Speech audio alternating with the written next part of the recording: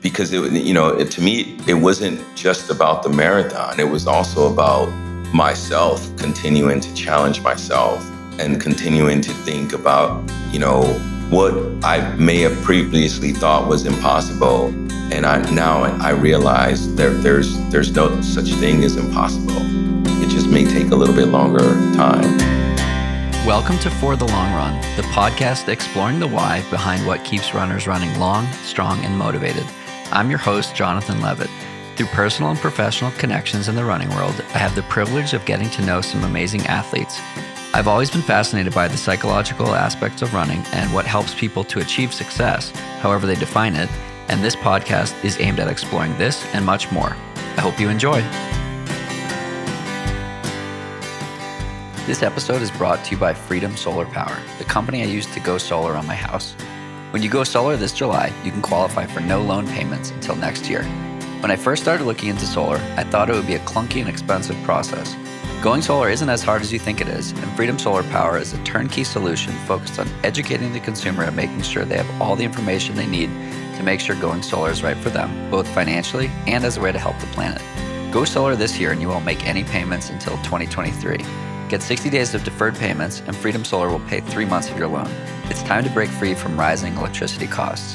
Freedom Solar operates in Texas, Colorado, Virginia, and Florida, but there are plenty of other great options nationwide.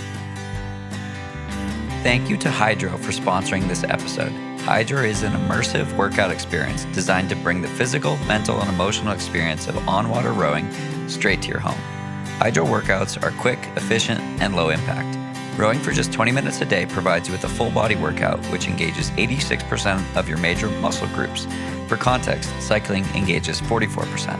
Head to hydro.com to check them out. That's HYDROW.com to learn more. Be sure to use the code FTLR100 to save $100 on your order. Thank you to Tracksmith for sponsoring this episode. Tracksmith is an independent running brand inspired by a deep love of the sport.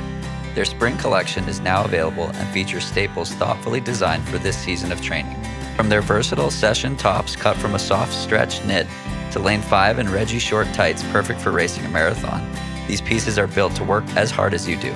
Tracksmith is a brand for committed runners like you and me, people who know that the best part of a busy day is squeezing in a workout.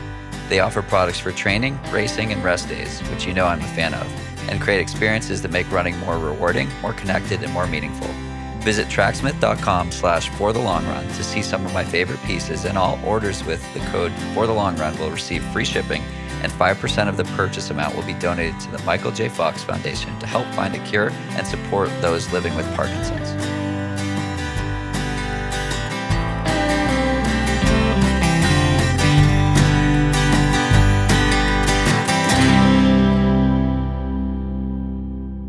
Welcome back. I have Charles Moore joining me today from New York. Charles, thanks so much for taking some time to chat. Thank you. Thank you. Of course. So the first question on this podcast has become a challenging one. And the question is, who is Charles? Charles is 5'10". He's from Michigan. No. I think I'm a very analytical and hardworking, and what I've recently discovered, a creative person. I'm an African-American male from Detroit, Michigan, born and raised. I've moved around a little bit. And so I feel like I'm sort of a Renaissance/worldly man. I've lived in East Lansing, Michigan, New York City, Rome, and Cambridge, Rome, Italy. I would also say that I'm in constant search of challenges, and I'm a competitive person, whether it's learning to speak a new language fluently, in my case, Italian, or reading about a New York Times music critic seeing the opera Norma 9 times and deciding I was going to outdo him by seeing 14 La Bohemes. Or the reason we're here right now is decided I'm going to be a marathon runner at the age of 40. That is quite an intro there. It sounds like you've done a lot of cool things. So you mentioned Cambridge. Was that Cambridge, Mass, or Cambridge, England as well? Cambridge, Mass. Cool. I like the bit about constant search of challenges and how you got into running as well. It sounds like there are a number of different ways we can go here, but given it's a running podcast, maybe let's start there. How did you get into running and why? So first off, I was never a runner, and I had never any intentions of running a marathon. It was never a bucket list item for me. I think the first marathon runner I ever knew was my uncle, who ran the New York City Marathon in 2020. But I never even inquired with him about his experience running a marathon because I wasn't interested in running one myself. But I started to discover that I had friends around me at the time. A girl I was dating, Andrea, had ran some shorter races, 5Ks and 10Ks, and she didn't complete her first try at a marathon. And that sort of drew me in to learning more about running and marathoning. But even at that point, I wasn't intending on running a marathon. And in 2015, I caught a slight cold. And I'm one of those people who, if I get sick, I just rest. And I rest until I get better. And in this case, it was November 2015. And I was restless after laying in bed for 3 days. And I decided I was going to get out of bed on Sunday afternoon and go for a walk. And at the time, I lived on 35th and 5th Avenue in New York City. And for some reason, I have no clue why, but I think I do have a clue why, because I was meant to go on this journey. I walked up to Columbus Circle, and it happened to be where the New York City marathoners are finishing. And when I started to approach the sea of people who had completed the marathon and they were walking with their medals around their neck, I saw something in their eyes that I had never seen in my life, in real life. And I knew that I had never experienced it. And I like to describe it as they just got the shit kicked out of them, but they also won. And I said, wow, I've never fought that battle. I've never fought a battle like that. And I want that feeling. And so I went home that day and I said I was going to run the New York City Marathon. And everyone I told that story just laughed, just like you did. But they laughed because they knew me as a person, and they knew that I had never, I'd never inquired about running, and I'd never intended on running. I never wanted to run. Just the year previous, I didn't run the 5K turkey trot because I didn't want to run a 5K. And then now, just a year later, I decided I was going to run a marathon. And that's how I started running.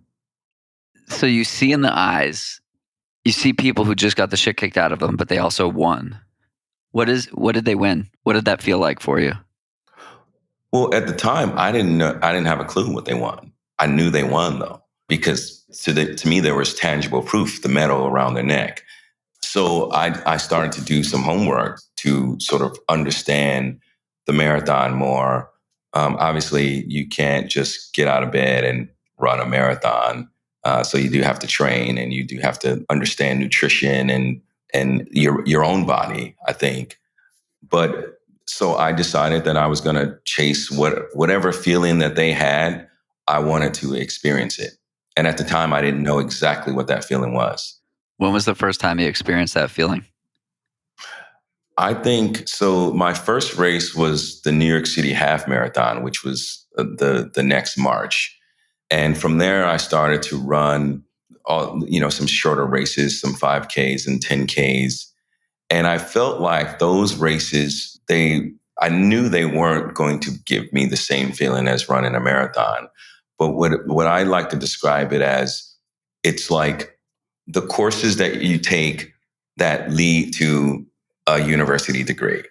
And so to me, the 5Ks and 10Ks and half marathons were like it was like my freshman year, and then my sophomore and junior and senior year was the leading up to the marathon, and then the marathon is graduation. I love how you phrase that, because the marathon was not like the semester's test. You just said the marathon was graduation or celebration. Right. There's no test at graduation. Right. There's celebration at graduation. Right. Was that intentional, the way you phrased it that way? Yeah, because the first time I ran the New York City Marathon, I knew I was going to finish it. I didn't know what the time was going to be, but I knew I was going to finish it because I did the work leading up to the race. What I didn't know from lack of experience is that, anything can happen on race day and you could not finish it, even if you did, properly prepare. And so I think it was one of those things, you don't know what you don't know. And that was great because I ran the race just knowing I was going to finish it. Did you get the shit kicked out of you? I did. Let's hear about that. And so the first time I ran the New York City Marathon, I was excited. I was prepared, but I was also a little bit arrogant, I think. And so I saw, the first time I saw my family was on mile 8. And I have this video, this short, like 15-second video, because as they saw me running up to them, they whipped out their camera phone and started recording me. And I dropped down and did 10 push-ups. And then, I hugged and kissed my family and said hi and was excited. And I got to around mile 10 and I said to myself, wow, that was stupid. Like, you could have hurt yourself.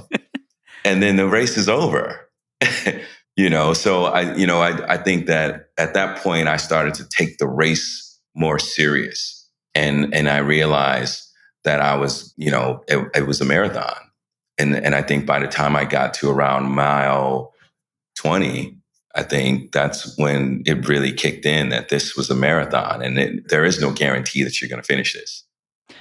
And so since then, you've run more than a dozen races, more than a dozen marathons. Right. You ran 18 in the 3 years after your first. Is that correct? Right. How come? So, I had only intended on running the one, and I had registered for Philadelphia, knowing that it was the 2 weeks after New York City. And I did that because everyone who I knew that ran New York City Marathon recommended that I register for Philly. And the reason they said that is that if so, it so happens that you don't complete the New York City Marathon for whatever reason, barring some, catastrophe and some major injury, you can always run Philly, which is 2 weeks later, because you're already trained for the marathon. And so when I finished the New York City Marathon, I decided to just go ahead and run Philly because I'd already registered for it. And so at that point, I think it was during the Philly Marathon that I realized that there was a diversity, equity, and inclusion element to endurance sports. And I noticed that there were, and I don't know why I didn't notice it in New York City, but I think the reason why I probably didn't notice it in New York City because I wasn't looking for it. I was just running the race. But what I noticed in Philly is that when Black runners ran by me, they would always give me the nod. And in the Black community, that is sort of an affirmation and acknowledgement of your presence. And typically in spaces that you might not see a lot of other African American or Black people. So I noticed that I was getting the nod in Philly pretty frequently whenever I crossed the paths of other Black runners. And it sparked me to research whether there was a diversity, equity, or inclusion issue in endurance sports, and there clearly was. And so I decided at that point that I wanted to do something to inspire other people in my particular community, and not necessarily the entire community, but like just my community, just my friends, my family, people I grew up with, people I worked with and went to school with. And so I thought the only way to do that is to do something that would be extraordinary. And in my case, in my viewpoint, running one marathon probably wouldn't be enough to inspire people in my community. I think maybe talking about it more would. But I thought, seeing me run a whole lot of marathons would inspire other people, and it did. And so that's why I decided to run all those marathons. But I think when I started to learn more about marathons, the goal of running the 6 world majors became part of my process, and one of the goals I set as well. And so this hadn't crossed your mind in the first marathon you ran, because you were just looking to complete it, right? It was Right. single track. Right. Where do you think it would have gone if you had finished that marathon and that was it, and you hadn't signed up for Philly? Have you reflected on how different things would have been? No, I haven't reflected on that. But now that you pose that question, I think things would have been a lot different. I don't think we would be here right now. I don't think I would have registered and attempted to run 17 more marathons. 18 if you count Tokyo, in which I did not run because of the pandemic. But no, I don't think that would have been a goal that I would have set for myself. So fortunately you did, and Yep. you finished that marathon, you had another one, and then quite a few more. And when did it start having the momentum that you were intending it to have? Was it after the third? Was it after the fifth? I'm curious about, like, when did your friends catch on as to what you were doing, and when did it become that incredible feat that you just mentioned? Well, I think it started when I ran Rome, Italy, because I think it really set the tone that not only I was running these marathons domestically, but I was going abroad. And it really, like some of my friends said to me, wow, you look at you going to Rome, Italy to run a marathon, and it just makes me think that there's really nothing you can't accomplish. Seeing the person that you grew up with do that. And, all my friends and my family know that I lived in Rome, but it's a different feeling to go back to Rome just to run a marathon and then come back home. So you're lining up for that marathon. What's going through your head? You're probably a little jet lagged, and it might be really early, or I guess it would feel like the afternoon. What Right. what are you thinking about? Well, I understanding jet lag and not knowing how I would feel with jet lag and trying to run a marathon. I what I call front loaded the trip. So I was acclimated to the environment and the community and the time change. Um, and so, that really didn't affect me at all, because I arrived about a week before the marathon. So you've conquered the I guess the easiest hurdle in that process. Right. You've still got the marathon, and you've still got your friends and family thinking that, hey, if he does this, he's onto something here, and nothing's going to stop him. So what were you thinking about? I was thinking about, well, first I was just thinking about completing the marathon. It poured that day.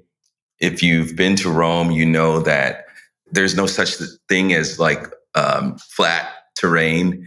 Everything there's lots of hills. There's cobblestone, and wet cobblestone is very slippery, and so you're constantly on lookout for you know stones in which would create chaos, and maybe you'd slip and fall.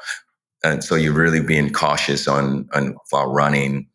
And so I was really just focused on completing the race, because I was nervous, because it felt like, because I'd lived in Rome for so long and I had friends there who were watching me, and I was staying with a friend who graciously allowed me to stay in her home for a week.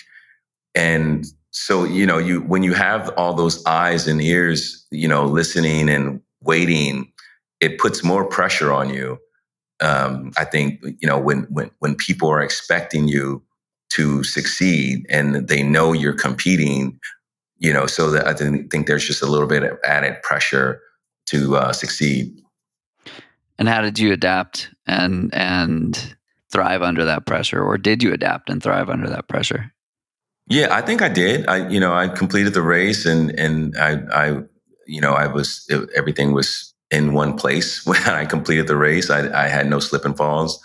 Um, I think, and that's the part about marathon running that I was unaware of when I first ran my first race, is the mental challenge that one would face when running a marathon. Um, and I don't think there was a marathon that I ran after Philly that I did not say to myself, why are you doing this again? Why don't you just stop? This is definitely the last one, and like every single race, this was definitely the last one. I was not running another race. And to tell myself that so many times, really put an extra hurdle for me to overcome, mentally, to be able to like complete the race and then go out and do it again. So I think it's pretty easy to go out for a run and do a couple of miles with some consistency, 3 to 5 miles, and string together a few days like that. But to toe the line of a marathon, there has to be a reason why you're doing it. And then to toe the line of 17 more marathons, like you got to have a good reason. So Right. this whole podcast is the exploration of like what goes on between the ears in that situation. So I'm curious, how did your why evolve from New York to Philly to Rome and beyond, or did it? And if so, how did it? Well, again, I think I was running for the culture and my culture, and the not just my culture but the running culture, and being present in the room on the race course in this case.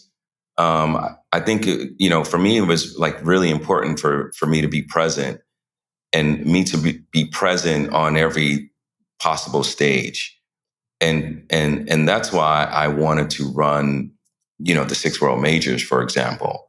And so for me, it was like now I'm having the opportunity to be present on an international stage, and I thought that was very important for like my family and friends to see that I ran Berlin, and I up and got on a plane and went to London and ran the London Marathon.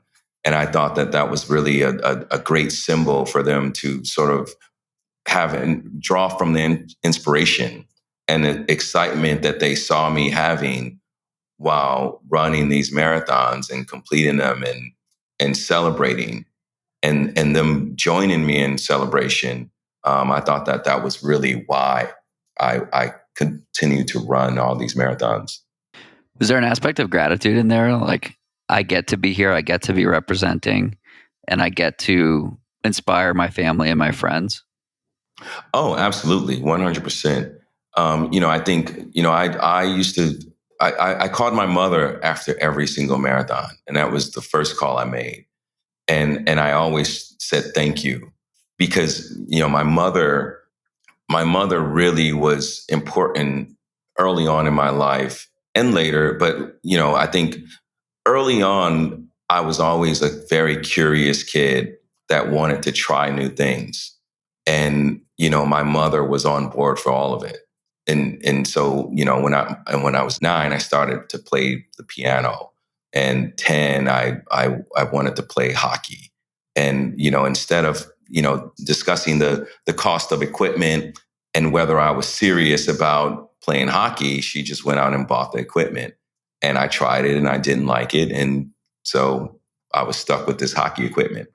But at no point did, my mother ever say to me, if you're not going to be serious about whatever you're trying to do, then I'm not going to support it. Like, so she always supported all these crazy ideas that I had as a kid. And I just carried on, that curiosity carried on into my adult life. And I'm always grateful when I think about that. If you've been enjoying this podcast and can spare 90 seconds of your time today, can you do me a favor? Can you pop over to Apple Podcasts and leave a review? It helps other people find and enjoy the podcast too. Thanks so much. Thanks again to Freedom Solar Power for supporting this episode of the podcast and our environment by providing an easy, green energy source. The buying process was fascinating and eye-opening, and I am excited to pay my learnings forward. If you're curious about going solar in your home, message me on Twitter or Instagram, and I'd be happy to help your journey by providing some great resources. Freedom Solar is a full-service solar company that's been installing solar panels and backup power systems since 2007. They operate in Texas, Colorado, Virginia, and Florida. Not in any of those states? Don't fret, my parents have the same panels from SunPower that were installed by a different company in Massachusetts.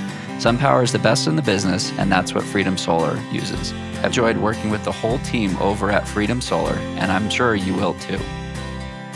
Thanks again to Hydro for supporting the podcast. I've been enjoying my Hydro to fit in bonus cardio that doesn't take much time at all, as even a 10 to 15 minute row feels like a solid workout. It's a fun experience to be able to row on familiar routes or explore new ones on the water. Head to hydro.com, that's hydrow.com to learn more. Be sure to use the code FTLR100 to save $100 on your order. Thanks again to Tracksmith for supporting the podcast and their continued support of not just this podcast, but the running community in general. I'm proud to partner with Tracksmith, and they're going to donate 5% of your order to the Michael J. Fox Foundation for all orders, and you'll also get free shipping. The Michael J. Fox Foundation is dedicated to finding a cure and helping those living with Parkinson's. Both of my grandfathers have or had Parkinson's, and I'm grateful of Tracksmith's support for something so personal. Visit tracksmith.com/forthelongrun to see some of my favorite pieces, and all orders with the code FORTHELONGRUN, one word, will contribute towards this donation. Their spring collection is now available and features staples thoughtfully designed for this season of training.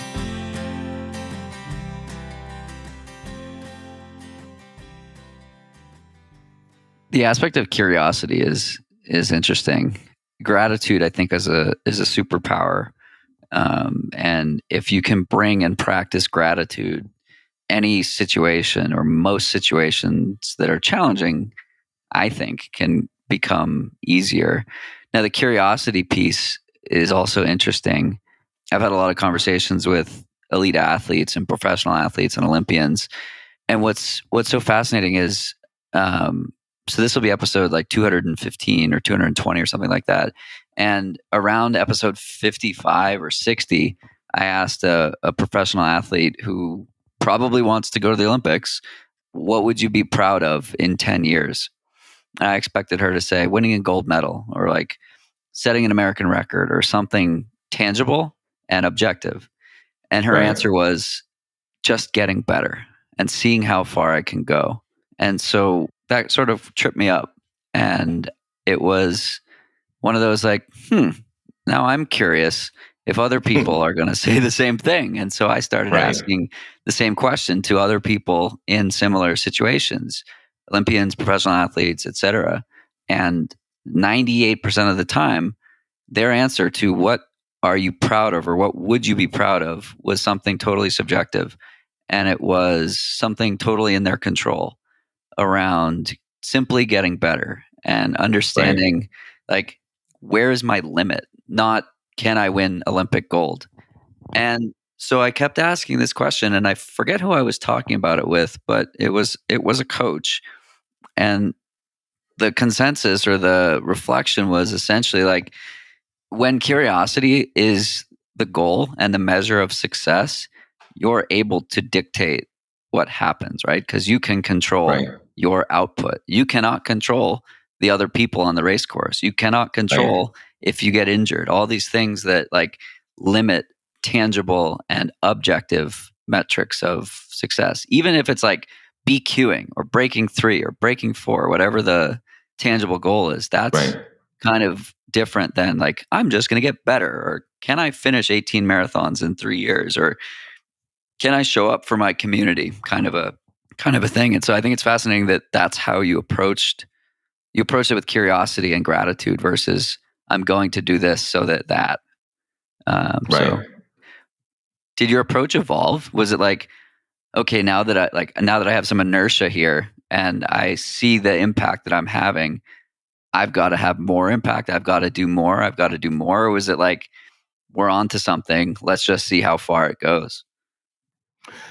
Yeah, I think it was more like I'm on to something and let's see how far it goes. And I was always open to talk about it with people who wanted to, who initiated conversation about it.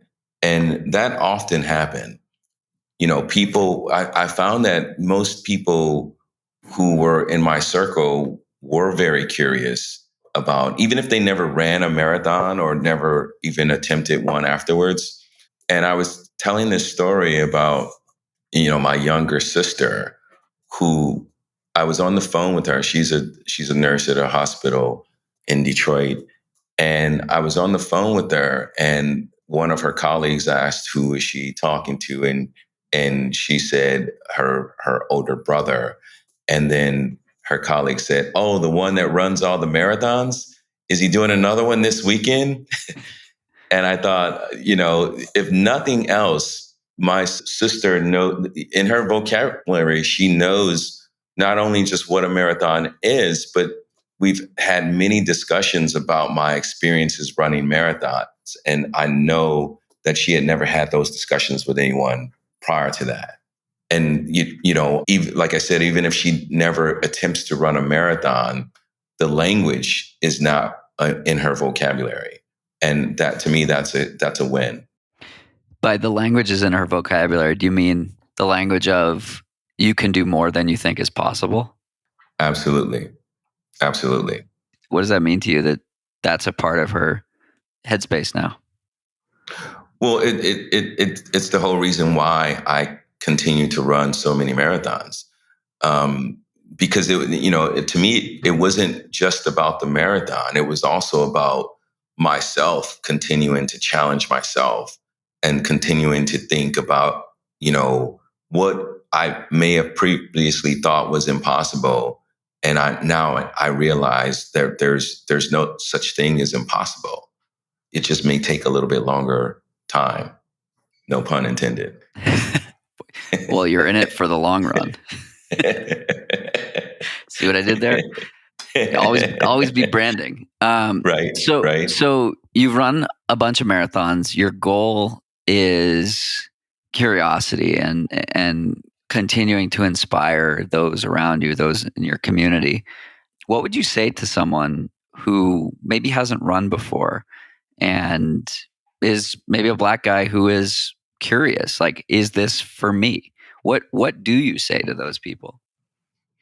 Well, first I would, be very brief and tell them about my story. Especially, I think the important part of my story is for anyone who might want to hear about it is, the age in which I started, where I was in life when I started, and being 40 and starting to run a marathon. The first thing I thought was Michael Jordan retired at 40.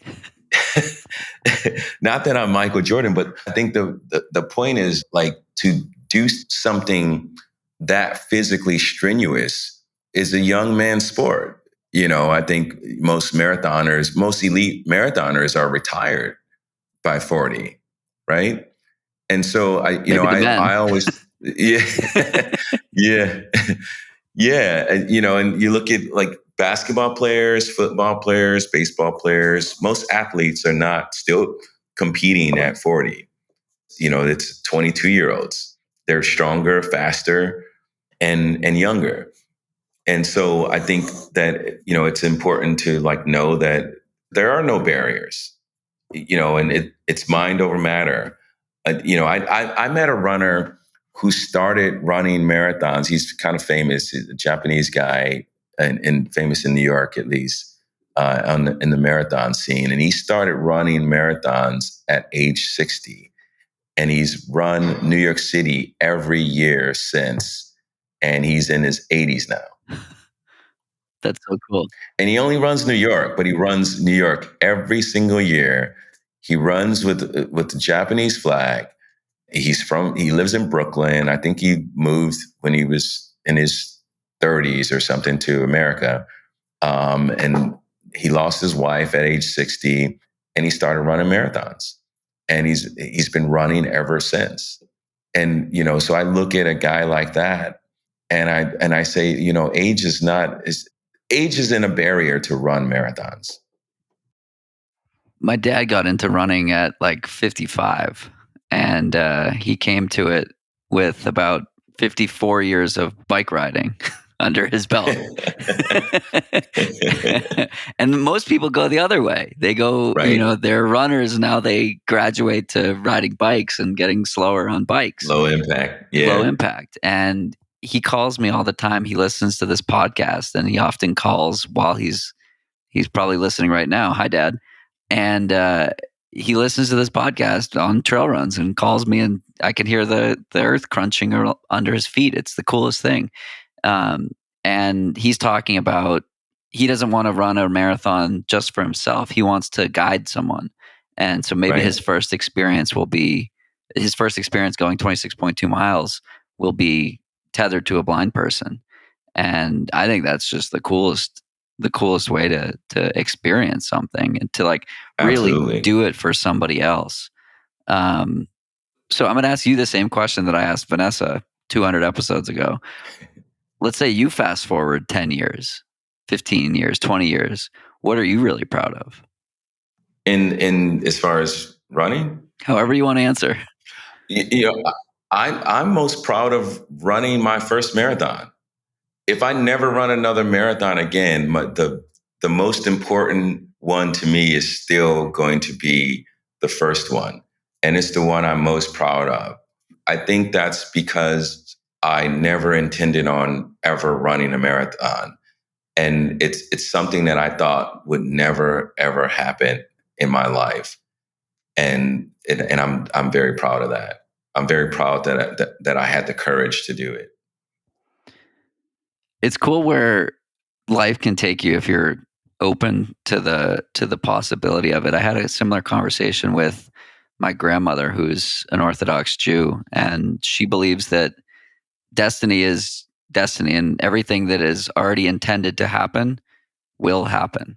And so the way you described it initially was there was no doubt that you were going to show up at Columbus Circle that day. That was where your life was going, and this was the avenue that it led to. And many marathons later, here we are having this conversation.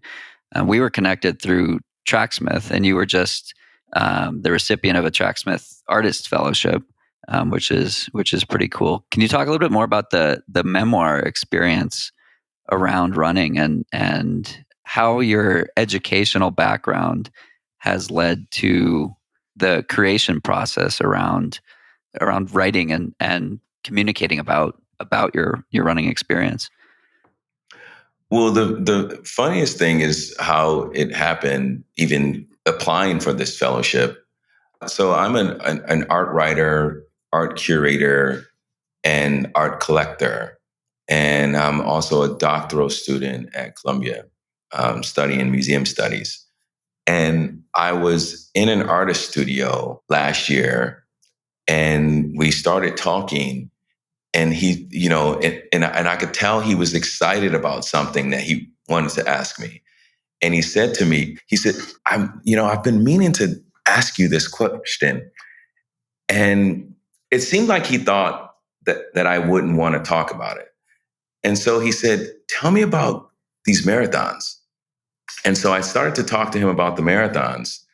And he said to me, you should really write a book about this. And I thought, no one's gonna be interested in reading this. And the next day, I received an email from Tracksmith saying we have open calls to apply for this fellowship. And so I applied.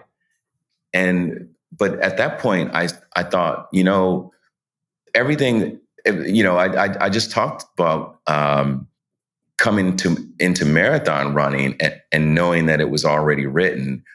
I think that the idea and the fact that this memoir was going to happen was already written as well.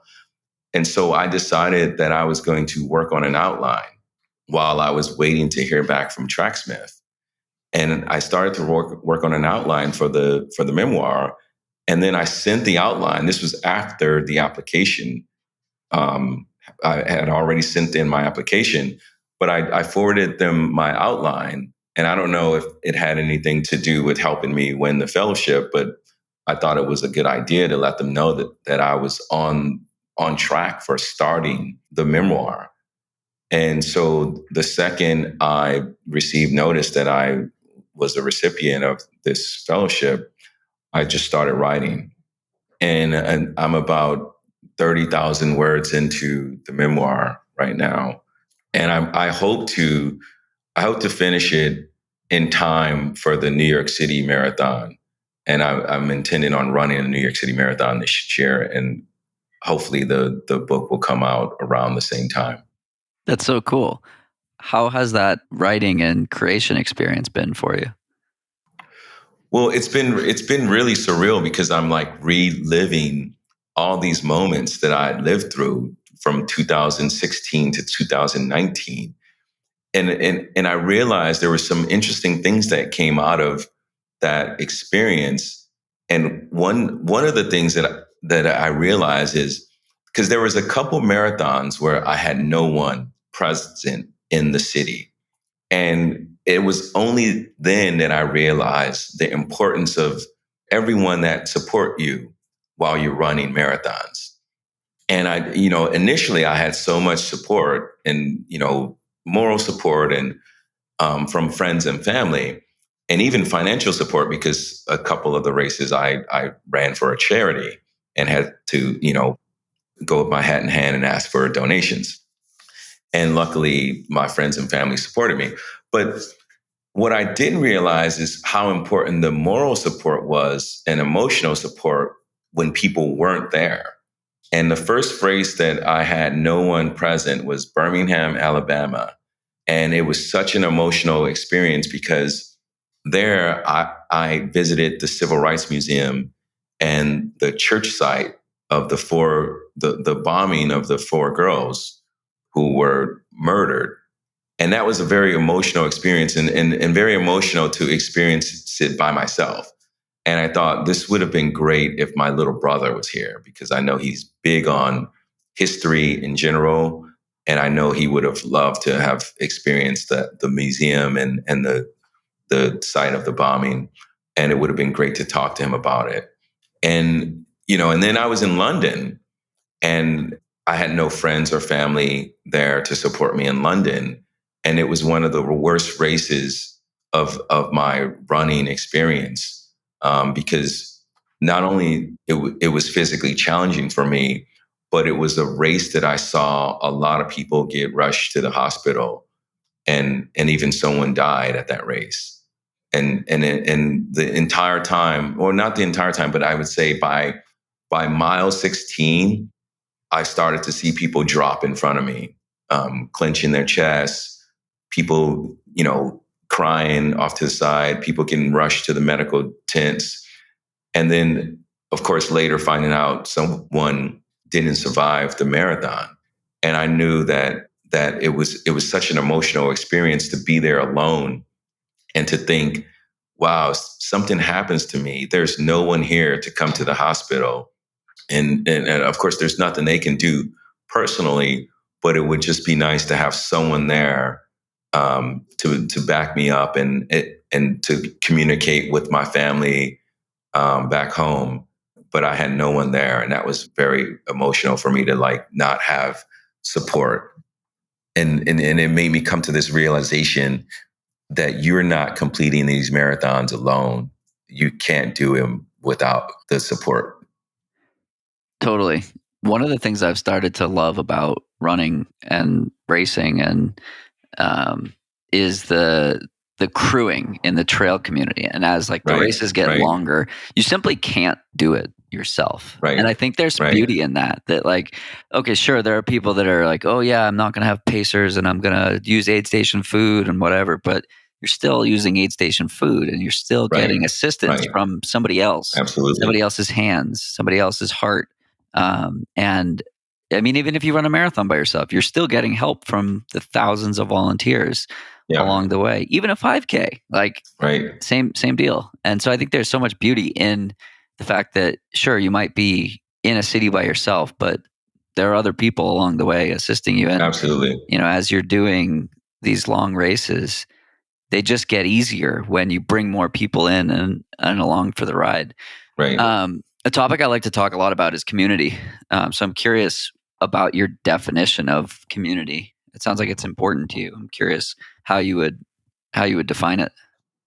I think it's definitely very important to me. One of the races that I could really point to, I have this running group text with what I call the Berlin crew. And when I was preparing for the Berlin Marathon, I realized that I had a friend who was going to Berlin the week before I would be there. And so she changed her flight. And this was kind of the start of the creation of the Berlin crew. So she changes her flight to go a week later so she could be there when I'm running the Berlin Marathon. Then I had my friend who was in Rome from when I lived in Rome. He decided to come to Berlin. And then I had two other friends who happened to be in Europe for weddings around the same time. They decided to come to Berlin. And then my brother, who has a goal of going to 40 countries before he turns 40, decided he was going to check Germany off his list. And every he came to Berlin along the way. Right. And so, there were about 6 or 7 people that came to Berlin to crew with me, basically. And they supported me throughout the race. And we had a great time in the city. And it was just great to have that support and those friends from all over the place come to Germany to hang out with me for that race. But we've continued to, because a lot of them didn't know each other, and they met each other in Berlin, and they were just connected because they were friends of mine. And now they're all each other's friends. And we just recently had a Berlin crew reunion a couple weeks ago, which was awesome because we hadn't been together since the 2017 Berlin Marathon, all of us. That's so cool. Right. Yeah, it's so cool how the different people are willing to do things. And when non-runners hear that, if they heard that 6 people who didn't know each other flew to Berlin to assist you in running a race, it sounds a little crazy if you're not a part of it, right? Right. But if you're a part of it, I'm sure everyone listening is like, yeah, that sounds awesome. Of course I'd do that. Absolutely. And it's so cool that this one thing connects us in that way. Berlin looks like a super fun race. And then, do you know there's I guess a roller coaster version of the marathon? Sorry, not roller coaster. Roller skate version of the marathon the day before or the day after, something like that. Yes. That's super cool. Yes, that looked cool too. So I asked you about, if you were to fast forward 10 to 20 years, what would you be proud of? And maybe we'll start to wrap it up by going the other way and reflecting. If you were to talk to the 40-year-old version of yourself, what would you tell that version of Charles? Oh, I would tell him to run Tokyo sooner.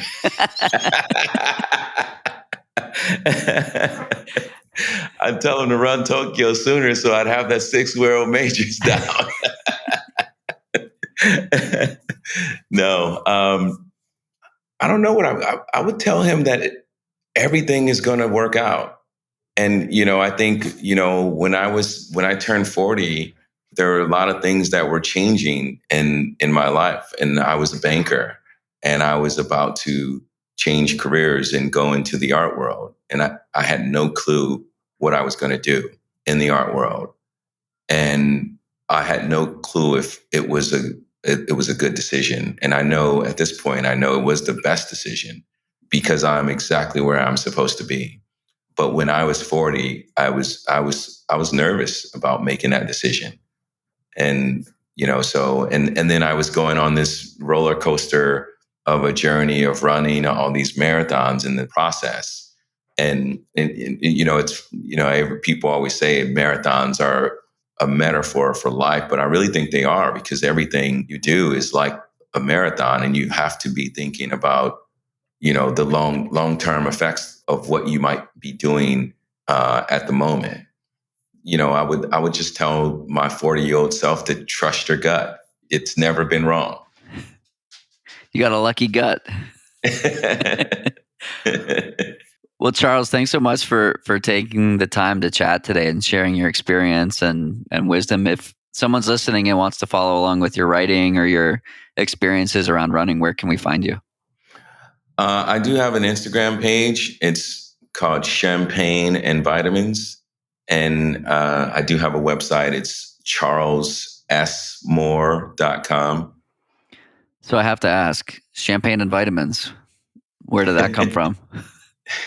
Well, the interesting thing is that all these things that were happening as I was turning 40, I was on a 40th birthday trip to Monte Carlo. And my birthday is actually in August, but I was counting this as my birthday trip because I wanted to see the Formula One race in Monaco. Oh, cool. And we were in the hotel room about to go out after the race. And I really like champagne, and I really like to do things that are healthy. And I remembered I didn't take my vitamins that day. And I popped a bottle of champagne, poured it into a glass, and I took a vitamin and drank the champagne to wash it down. And Andrea said to me, "What are you doing?" And I said, champagne and vitamins. And the next day I went and got the Instagram page, the Twitter page, and the domain name, and had no clue what I was going to do with it. But I got it, and that's how it came about. That's incredible. That's so awesome. And I'm only a little jealous about seeing the Formula One in Monaco. I recently binged Drive to Survive, and I'm now a huge fan of all of that as well. So that must have been incredible. Oh, awesome. I saw Lewis Hamilton win Monaco. It was cool. It was great. It was great. And then I met him 2 years later at a party, which was awesome. What party were the two of you at? So the musician Swiss Beats is also a huge art collector, and he throws these annual parties at his home where he invites like collectors, artists, writers, curators. It's a huge party, and then he'll invite a few celebrities. Cool. And so I look across the room, and I was like, "Holy shit, that's Lewis Hamilton!" I was like, "What? How am I here?" And did you sign my car tires? And no one was talking to him because no one there knew who he was. And so I walked up to him, and I was like, I saw you in 2016 win Monaco. I was like literally 100 feet away from you when you were taking the pole." And he was like, "Oh, then, thank you. And we took a picture. He was a nice guy." Very cool. Well, that's so awesome. Charles, thanks so much for taking some time to chat, and we'll see you out there. Awesome. Thank you. Of course. Thank you for having me. That's it for today's episode. Like many long runs, it's sad when it has to end. I hope you join in next time on For the Long Run, and in the meantime, happy trails. If you enjoyed this episode, it would mean a lot to me if you shared it so that others can find it and enjoy it too. This podcast and the accompanying music has been produced by Brian Walters of Single Track Sound. For the Long Run's logo was created by Vanessa Wolf of Sterling Wolf. Show notes have been written by Ruby Wiles and is managed by Emily Holland. It takes a village.